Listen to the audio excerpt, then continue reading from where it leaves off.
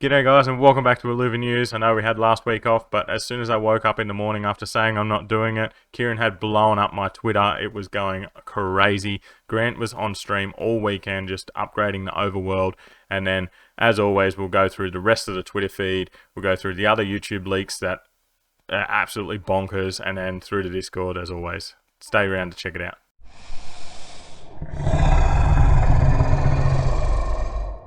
So I'll start off with these YouTube and Twitch videos that they streamed. This is Grant and Aaron just going through some of the leaks over the past week, and I don't know how they get so much done in a week. Like, I don't think this stage 3 has been shown anywhere else, and does it not look absolute fire? I'll link the video down below. If you haven't watched it, it is amazing. I'm still making my way through it, and it's blowing my mind how quickly they are getting things done and how good it all looks. So the other stream that they've done was Illuvium Talks number 4, which is with Andrew as always, but then we've got Bryson, who's another content creator. We've got Rich, who is well deep in the Illuvium, and then we've got Charles Jensen. Not sure, I can't remember where he's from, but all three very ingrained in the community within the Web3 scene. And this is a great big brain talk. They talk about everything to do with mass adoption. How is Web3 going to take over Web2? Are we going in the right direction? Was Axie a success? This is a great chat to talk to. It's probably one that you could listen to whilst driving, like a podcast kind of thing. So I'd get in and listen to this for sure. It's amazing content. And then last of all, there was a Twitter space that Kieran was on with On-Chain Gaming. It was a really good listen. It's really all about Illuvium. I'm sure most of you know most of the stuff they're talking about, but it's always good to listen and hear more in-depth stories to different people, or how different people explain it to others. Another one, I'd go and listen to that if you have a bit more time as well. So I'll head over to Discord and see the couple of little leaks that I found throughout there. So the first one isn't really a leak, it's just Aaron has been very sick, and I just wanted to note this and wish him all the best. He's back in a Discord, not at full capacity yet, but he's back and he's starting to feel a bit better. As you can see here, he's skipping the July dev blog and going straight to August. I can't wait for this because the dev blogs are some of my favorite content that they release. So all the best to Aaron, and hopefully he is better soon and back in the Discord and back around everything that's going on, because he is a vital member of the team. Next, we got Grant. He has been streaming consistently. He has been chatting in the CC streaming chat, and I haven't been able to watch it because it's been when I'm asleep or when I'm at work, and I'm just going back through the chat going, oh, what have I missed? What have I missed? They sound like the amount that he is moving forward with the overworld is ridiculous. This is the Fusion terminal, I think, where you go and put your cards and then the fusion happens in front of you. I will show a bit of a video later as it all working. As you can see, he's just talking about what is there to do in between runs back to the Sanctum Mesa. There's obviously refueling, fusing, storage management, and the different arenas. Eventually there'll be NPCs in there hanging around in the different areas. So they do have a lot for the future for the Sanctum Mesa, but at first it's going to be pretty basic. It'll be just terminals there. It's not going to be fully refined. If you do go and watch that leaks video with Andrew, he does talk about how they're going to make it the next level, with everything having their own custom panels and facades on everything, NPCs, colors, which we'll get to next. Oh, the one after this, but he's just talking about here with the details of characters. More detail doesn't, or not only characters, the overworld and everything. More detail doesn't mean better. I feel like they're going into so much detail, but I know what he means. You don't need to be over the top, everything perfect. It just needs to be the fundamentals are perfect. And like, detail is not alias well in game engines. I think that's what that says. It can cause eye bleeding. By reducing the amount of detail and instead focusing on interactive physics, we have a more immersive experience in the end. So if you've been watching, they've been working on plant life a lot. So instead of when you jump on the plant, it just disappearing below you and you're just falling down, it's actually going to interact how a plant would interact. You run into the plant and it pushes it away. Things like that. It's still going to be very detailed, but they want to make the interactive physics a lot more immersive than just having something that is so detailed that most people's PCs cannot even keep up with it, and you'd have to like play the game at a lower rate anyway. So I do like this, the immersiveness of the lily pads that I've shown, the plants moving around. It's again next level, and that's what we expect. So here, the ship you crash from in the trailer, the Rangers turn it into the Leviathan area when they realise they can capture Illuvials in the overworld. And why are the Illuvials important? So this is how the ship comes to be the arena. They turn it into that once they realise that, ooh, these Illuvials fight each other, and all of this. We still need to know why they're important, but this is obviously in the lore, and the more we look into it, the more we don't know about Illuvium. Then the big one here, which I'm going to show a bit of video about after, there will be a primary and secondary colour. Each will cost X amount to create a preset. He's talking about all the colours on the ships, guns, everything in game that is purple, black and silver. You can change that purple into gold, blue, white, yellow, whatever colour you can think of, and the whole game will also change. I'll bring that up in the video right now. So Grant is talking about these colours with Andrew right now. Look at him, he's changing everything at a click of a button like that. You do need to grind to unlock different colours, and I'd say there's different achievements to do to get different colours or different styles. I'm not sure exactly, no one knows what it is, but I love this. Maybe you don't like purple, like I love purple, so I'm probably going to keep it purple or maybe change it just a little bit. But for people that don't like purple, boom, there's green, or boom, you got yellow. I'll show it, there's another little bit in game here. Look, this is it looking blue, boom, red, and then he scrolls across and even, oh, it's a bit hard to see, there you go, this ship in the background also turns red. Like, it's amazing. He's turned it purple again. This is sick. Most other games do not let you do this, but they're obviously refining it that once you change one colour, everything is that colour, because otherwise there'd be bloody rainbows going everywhere and it wouldn't look very good for people streaming and stuff like that. So they've got to keep it their style, and I love it. I love the changing of colours and stuff. Anything that you can customise is just so good. So I'll head back over to Discord and look through a couple of leaks, which there's less and less leaks each week because they're doing this video. So they're kind of stealing my thunder, but I'd love the actual breakdown that Grant gives of each leak rather than just seeing something random in the leaks channel. But anyway, we're still going to go through that leaks channel because I like showing you guys that anyway. So over here in the leaks channel, this is some Halcyon C. How good do these look? Obviously, these are just concept arts. I think that might be an actual asset, but a concept art of what it's going to look like. Halcyon C is just going to be over the top amazing. There's some updates here on the Anteater. So before, when it attacked, it would attack in a cone shape forward. I think they've changed that now to an AoE. I think just because it was a lot harder to work out where that cone shape was going to go, they didn't want that type of RNG in the game, so now it is more of an AoE effect, which is a lot easier to combat. Go down, there's some just monkey taunts and attacks. I actually really like this one, where it's like he's hitting a tennis ball. Even like the front view looks sick. They put in so much effort into all this stuff, it looks so good. I think this is what happens when you catch it.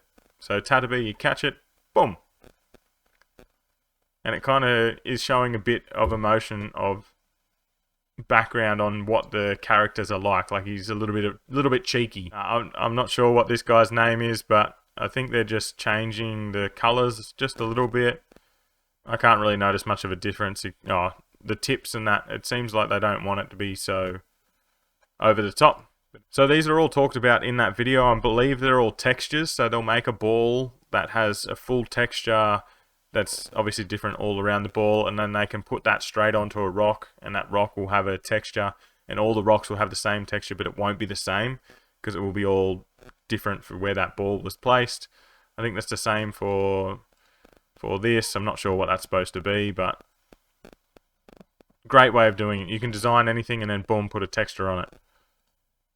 Again, we've got some cool Mozarts. We've got a nice skin here, very basic. I think this might be the basic Ranger skin.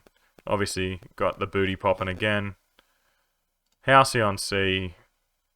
I think I may have talked about this before, but a narrow tunnel. This is just amazing. Again, concept art, but they're making it look like this. Next up, we got Cooker. Look at the absolute detail in that. I'm thinking that this is one of the NFT kind of movements that it's doing. I can't believe how good that looks. I know my computer's buffering a bit. It looks pretty shitty at the moment, but the feathers, the hair, the eyes, everything is bloody beautiful. I don't even know how you'd do that. The team is absolutely amazing. We got Squiz and its line doing its attacks. Look into his eyes. Look at the electricity in his eyes. That is sick. These guys are going to be such a fan favourite. We got Grocko with just water pooling out of his hands. Again, they do go over most of these in the Luke's video, but I'm just showing you again. And Scoriox, I think that will be a super fan favourite. He looks sick, and he's obviously on my thumbnail because how can you not like that? I think someone didn't like the spikes. They feel like they were just put on, but I like it. I like it all. And some more waves when surfing. I would love to see if you can just make a tsunami or something, like crash over the world and see if it changed. I think that might be something that I might ask him next time in stream. Can you make the waves huge and see what actually happens? Another one. You can go back and obviously look at all these yourself if you want. So, and now they've got some absolutely amazing visuals of the overworld. Like, look how big these plants are. They are enormous. So cool. I think I've got one of these as my... Actually, this right now is my computer screen background. Looks beautiful. If you have double screen or if you have a big wraparound screen, this fits perfectly on it. So, I love it. Whenever Grant puts up a new one, I'm like, I'm going to take that and put that as my screen background. It just looks like an amazing getaway place, to be honest. Look, Aurora Borealis is there too, you know. We got Mozart doing its shard. And I can't wait to see the full capture flow. We're obviously not far off because they're really doing a lot to this. These are just some simulations of them moving, doing their attacks, breathing, you know. Pretty simple stuff. I don't know why this is an ILV pawn. Maybe because he's got a big nose. I'm not sure. But it's pretty cool to see how it all works and what they need to do to get it to gameplay. Small talents, idle. I'm not going to go through all these. There's so much here. You know, I don't want to spend all day on this. But this is what I was talking about. The interactiveness of the plant. Might make this a little bit bigger. We'll go back to there. But you see when you land on it, each petal just falls, or petal, whatever it is, falls on its own. And the whole plant kind of reacts to you jumping in. If you shoot it, it does the same thing. It'll move like this. So most games, it just, you either go through the plant or the plant doesn't even react at all. We've got a few more here. I may as well talk about this here. The UI of the 0 Point Forge, it looks beautiful. Obviously, a lot of this is placeholders, but the whole setup is probably how it's going to be. I think this basing's going to change, make it a little bit better. Again, he talks about this in his video on what's exactly right and what's not. But like, these daggers are forged out of X and Y and have a monatomic edge, blah, blah, blah. Obviously placeholders, but still pretty cool. Nonetheless, we've got some rocks. We've got the male and female ranger, I believe. I think these may be the playable characters, and they've just dressed all the NPCs. I'm not sure. They've just dressed them down so they don't have such a hectic armor on. Crystal Shores. Oh, I can't wait to be here. Look how beautiful that fairy floss looks. Ah, got new symbols for each class. I'm going to go into this a little bit later. There's a better leak of it with information, but I think they look sick. Some big, big, big rocks. Look how small this person is compared to that rock. I just love how they've done this. And then when they go into the game, they can resize it, and that rock could only be the little tip of it like this. So cool. Make something huge and then only just put little bits in it. And we've got some merch coming out. I think they're great. I'm sure someone would buy these. But anyway, we'll head over to Twitter and go through everything from over there. So I'll talk about one more thing from the leaks video because it wasn't in there. It looks like merch has started to get designed and talked about a lot more. We'll go into it a bit later through some Twitter leaks, but how good does a hoodie look? It's not usually my style of hoodie, but I'd probably still be getting one and be wearing it because Illuvium is the go. It seems like the merch store is going to have a lot on it straight away, so you will have lots to choose from. But I love the detail. You got the Illuvium symbol into the hood, Illuvium symbols down the buttons. It's all going to look amazing. So we'll head over. We've got Kieran. He did an ETH Lizard giveaway. He ended up giving away 2. So you've had to follow C for us, which I'll link below. And then also follow Florian, which I'll link below. Both work on the team. Both are doing lots of leaks through Twitter. So some more people to follow for you. Roger then put his own tweet out.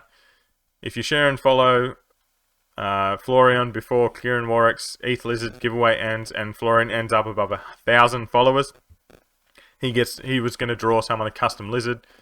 This did happen. So someone ended up with a custom lizard. 2 other people ended up with a free lizard. All free, but a lizard as well. If you aren't around East Lizards, I'd go and check them out. There's big things building there. Over to Info Illuvial, and they just did a little poll as to who do you think was going to win. It seemed like Alex was voted in, but I think Florian won. I can't remember. Actually, we'll check now. Who has the most?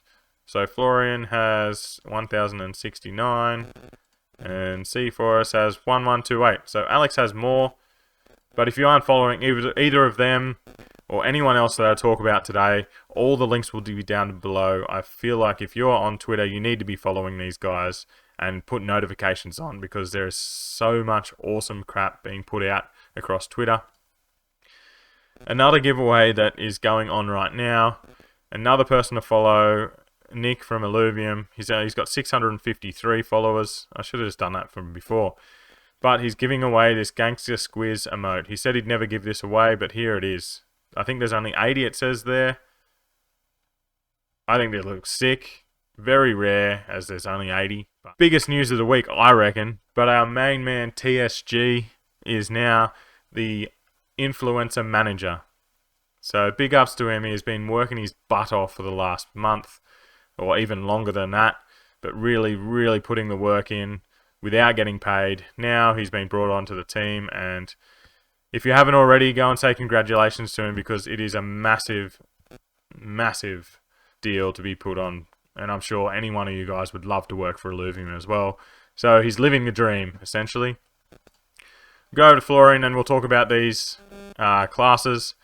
Bulwark, Fighter, Rogue, Empath, and Scion. They talk about this in the leaks video, why they did this. It's for the linkses. They wanted everything to be symmetrical. And so when you put the links out, because they all look very similar, you wanted to be able to see the links, and within 2 seconds, you can go, that links is a rogue, that one's an empath, that one's a scion, and then counter that. Because if you have to look at it, click on it, look into it a little bit more, and it takes you 15 seconds, and you're in a 1v1 like match, you don't have that much time. You need to look at it and know it straight away. So that's why they changed them. I think they look really good. And as always, Illuvium is killing it in this department. This looks amazing. Unsure why they've done it, but they've literally just put every Illuvial onto the board and now they attack each other. Maybe not every Illuvial, but there is a lot of Illuvials on there just absolutely going ham at each other. I wonder who would win. But anyway, it's something cool. This is what C Forest is putting out, so get over that. Then Nick, massive one. They're in the process of building the merch store, as I talked about. Merch is coming. Cannot wait for merch. Give me some merch. I am getting the Bulldogs jersey, which I'll get to in a very, very short time. But I'd love a hoodie, I'd love a hat, I'd love a t-shirt. I'd wear it right now. Boom. And talking about merch and NFTs, I got my Bulldogs NFT airdropped to me this morning. And how good does he look? I wish I had my jersey because they play in about 2 hours from right now. I may stream it in the Discord. I may not. We'll see how we go. So everyone across the world, can see the Bulldogs playing in the Illuvium jersey, and hopefully we smash Manly, which we should. And there is a chance to get a holo one of these. There's 10 getting given out. 10:30 p.m. is when the sale ends. This is in 7 hours from right now as I'm recording, so probably 6 from when I release this. Get in and get your jersey. There was only 230 so bought this morning when I had a look, so your chances of getting holo is fairly high. 10 out of 230, that's a pretty good chance. Couple more. Illuvium is paired up with Traveler.com. You can now book holidays, flights, hotels with ILV. How cool is that? I had a look on there and so easy. Press a couple buttons, boom, pay ILV. There's a hotel paid for with ILV. Amazing. You can use all other different cryptocurrencies as well. So I think I'll be having a look at Travelala next time I want to book a holiday. 2 more. Andrew Wall, explain what Illuvium is in one tweet. So you got however many letters. Someone did this. Elon Musk knows what Illuvium is, and it definitely cures cancer. There were some really good tweets explaining what Illuvium is, and some really funny ones. Go and have a read. Go and put your own one in there. I think it was a great thing to go and do. This is probably the best one of actually explaining what it is. Then there's some funny ones. True digital pet ownership. Love it. We go to Grant's Instagram, and he's just got some more photos, some more leaks. These sunset photos that he's been doing look so good.